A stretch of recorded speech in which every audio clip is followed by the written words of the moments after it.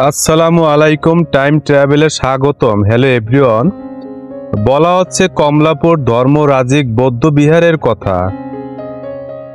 কত সুন্দর, কত নান্দনিক ভাবে ধর্মরাজিক বৌদ্ধ বিহারের গেট নির্মাণ করেছে, যা একবার দর্শনার্থীদের চোখে পড়লে তার সৌন্দর্যে মুগ্ধ হয়। এই সোনালী রঙের গেটটি হচ্ছে ধর্মরাজিক বৌদ্ধ বিহারের প্রধান গেট। এই গেট দিয়ে প্রতিদিন অসংখ্য দর্শনার্থীরা ধর্মরাজিক বৌদ্ধ বিহার এক নজর দেখার জন্য আসে। কমলাপুর ধর্মরাজিক বৌদ্ধ বিহার ঢাকার প্রথম বৌদ্ধ বিহার। 1960 সালে বিশুদ্ধানন্দ মহাথেরোর উদ্যোগে প্রতিষ্ঠিত হয় এই বিহার। বাংলাদেশের বৌদ্ধদের ধর্মচর্চা, প্রগতি ও জাগৃতির অন্যতম পীঠস্থান। প্রায় 2 দশকেরও বেশি সময় ধরে ঢাকায় অবস্থিত দেশি বিদেশি বৌদ্ধদের ধর্মীয় কর্মকাণ্ডের একমাত্র কেন্দ্র হিসাবে পরিচিত এই ধর্মরাজিক বৌদ্ধ বিহার। 1962 সালে প্রথম বিদেশি রাষ্ট্রপ্রধান হিসাবে থাইল্যান্ডের রাজা ভূমিবল স্বস্তিক এই বিহার পরিদর্শন করেন। তার আগমন উপলক্ষে বিহার নির্মাণ করা হয়।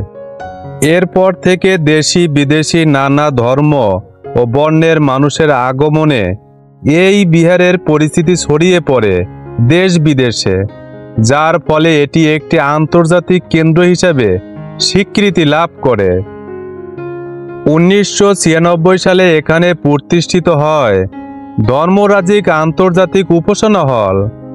আন্তর্জাতিক মানের এই উপাসনা হলটি 2000 সালের 29 ডিসেম্বর থাইল্যান্ডের প্রখ্যাত সাধক পরাশমদেব মহারাজা মঙ্গলচারিয়ার নামে উৎসর্গ করা হয়। এখানে ঢাকায় যারা বৌদ্ধ অনুসারীরা রয়েছে তাদের যাবতীয় ধর্মীয় অনুষ্ঠান পালিত হয় এই উপাসনালয়ে।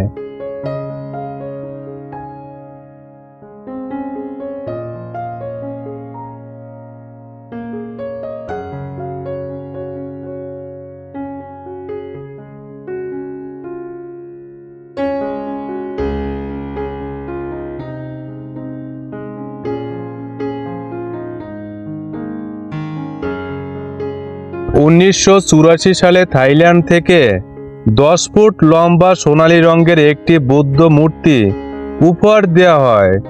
সেই বৌদ্ধ মূর্তি এখানে স্থাপন করা হয়েছে। দেখুন কত সুন্দরভাবে তৈরি করেছে, যা পর্যটকের নজর কাড়ার মতো। সবচেয়ে মজার ব্যাপার হলো এই মূর্তির উপরে দিনের বেলায় সূর্যের আলোয় চকচক করে। এই মূর্তি অনেক দূর থেকে যে কারো নজর কাড়ে।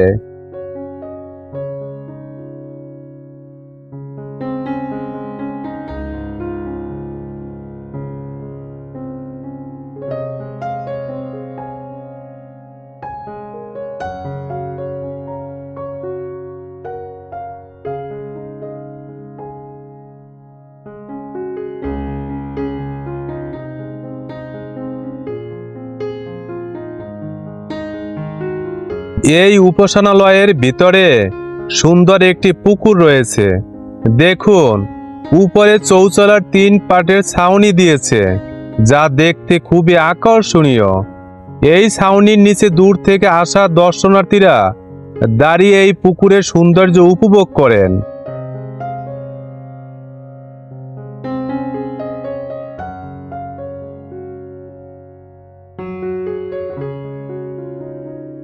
এই পুকুরের পানি কত পরিষ্কার, দেখে অনেক ভালো লাগে। অনেক পর্যটকের মনে একটু ইচ্ছে হয় যে নৌকায় এই পার থেকে ওই পারে যাওয়া যেত, তাহলে তো খুবই ভালো লাগতো। তবে ঘুরতে আসা পর্যটকদের এই পুকুরে নামা সম্পূর্ণ নিষেধ, কারণ কর্তৃপক্ষের কোনো আদেশ নেই। এই পুকুরের চারপাশে সবুজ শ্যামল গাছগাছালির সুন্দর দৃশ্য যেন পুকুরের সৌন্দর্য শতগুণে বৃদ্ধি করেছে, যা দূর থেকে আসা পর্যটকের হৃদয়ে জায়গা করে নিয়েছে।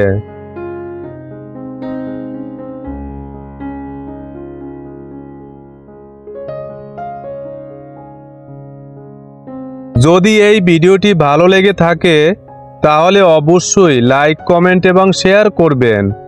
আর আমার চ্যানেলটি সাবস্ক্রাইব করতে ভুলবেন না। দেখা হবে পরবর্তী ভিডিওতে। আল্লাহ হাফেজ।